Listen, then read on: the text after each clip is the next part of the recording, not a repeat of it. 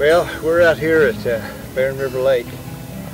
It's a beautiful little lake. It's in south central Kentucky, and we're a place that I have spent a lot of time the last 2 or 3 years photographing around it, done some fishing on it, and some canoe camping and things like that on there.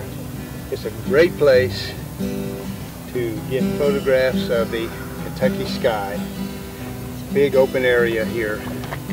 That's what we're doing today. We're part 2 of the Ansel Adams Project. We're going to be shooting some of the big sky areas here around Barren River Lake. So come and join me beyond the campfire as we continue on with this fascinating project.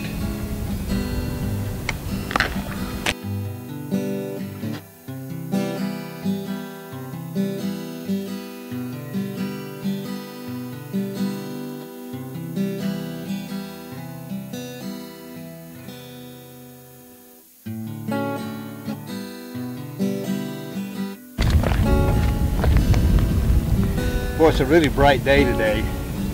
It's about 2:30 in the afternoon. Got some wispy clouds going across the sky. Light's coming from my right, kind of angling across here. And there's this old sycamore tree right here. It's kind of a really stately looking tree. It's right on the end of the tip of this peninsula. Kind of drops off down to the water. And up against that blue sky, it looks pretty neat.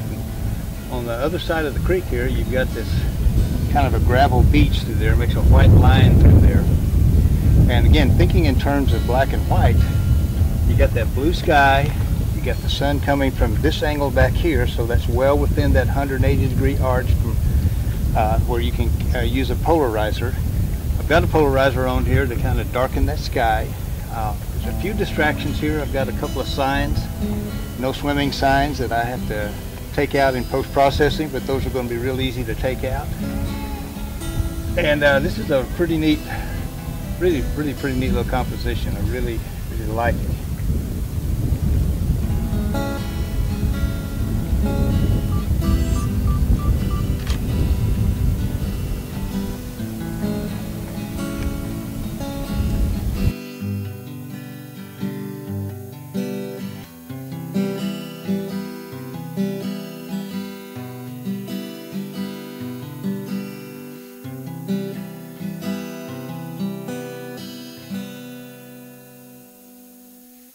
We're out here mainly to shoot the big sky, but it's getting a little hazy at the moment, so we're going to focus a little more on some of the other things. This old sycamore tree has got an absolutely fascinating root structure here. And Ansel Adams, he absolutely loved these kind of things. If you study his photos very much at all, you'll see he'll have all kinds of photos like this. So we're going to kind of look at this a little more closely, see what we can come up with.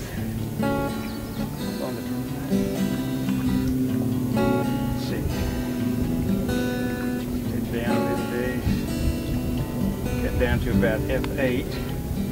I'll up that shutter speed a little bit. Zoom it out here.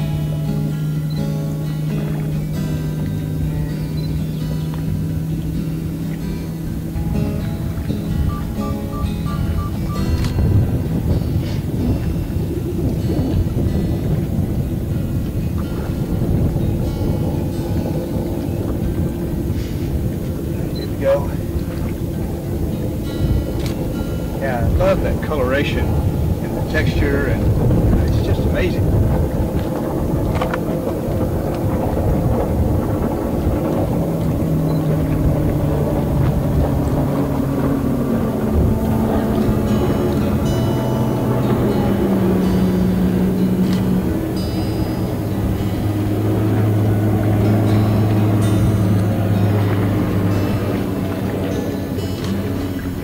Closer, tighter.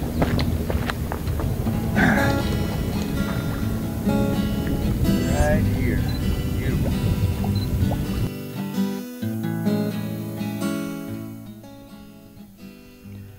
Within 10 or 15 minutes or so after that previous sequence, the sky just changed dramatically. There was a a lot of clouds that moved in. They were a little bit thicker. They were really high and thin, and in some places, and there was almost no texture in the sky. The sky just basically turned white. And so what I ended up doing, I did get some other pictures before that happened, and we're going to look at those here in a few minutes.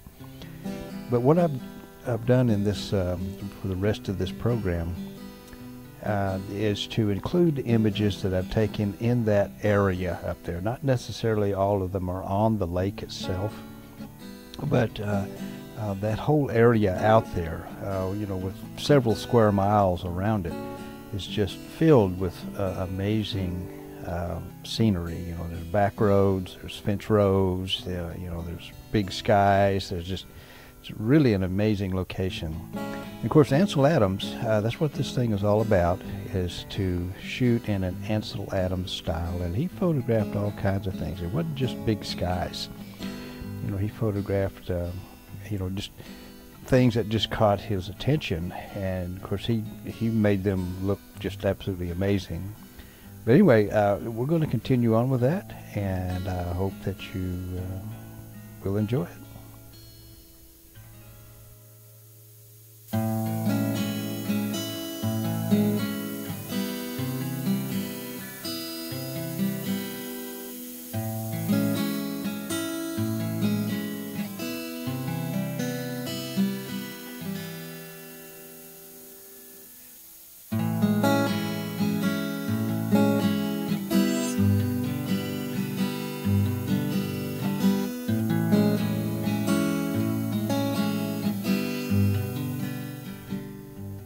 As we spoke about earlier or previously, Barren River Lake is just filled with all kinds of scenic value, not just big sky opportunities.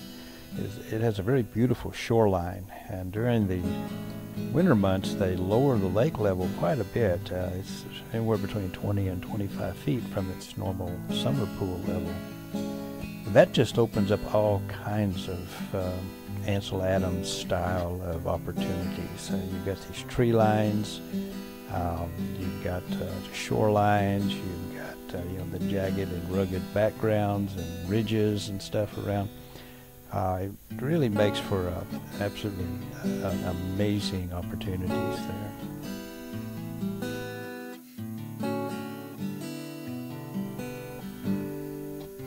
These next series of 2 or 3 images were taken not far from Barren River Lake. It's down a little back road, and I ran across this fence line that kind of had a 2-track road that just kind of ran up toward this little wooded patch on top of this shallow hill, and it was just absolutely amazing. I slammed on the brakes and stopped and got out, and I went back there a couple of times actually and shot it in different kinds of light. But these, I think, are some of the best sequences I may have ever taken ever. That's just me personally speaking there, of course. But I love the way the different layers. You have the fence in the front, and then you have the field, and then you have the background, then you have the big sky behind them. Absolutely classic Ansel Adams style of photos.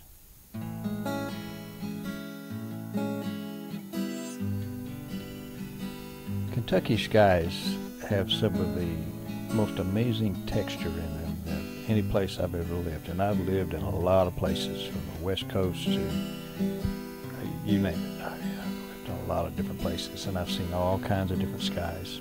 But these are some of the most amazing skies I think I've ever been associated with.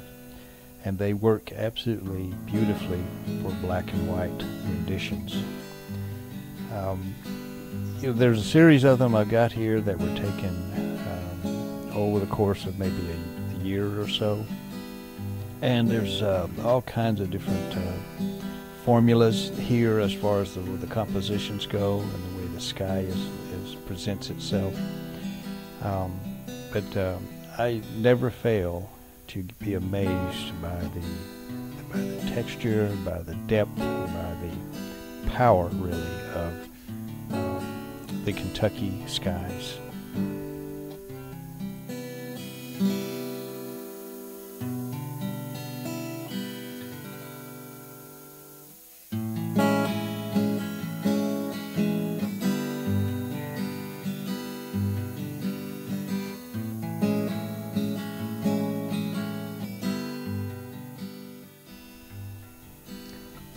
Well, this little relatively short two-part series on the Ansel Adams Project has been an absolutely amazing and fun project to be worked on, and I'm going to continue with it. Actually, I may or may not make another part 3 on this one. I haven't decided yet. I'm not sure that I could cover anything more than what I already have, other than possibly to show how I maybe process the photos. I haven't decided if I'm going to do that yet. But that might be something in the future that I'll do. But it has been a great and revealing and fun project.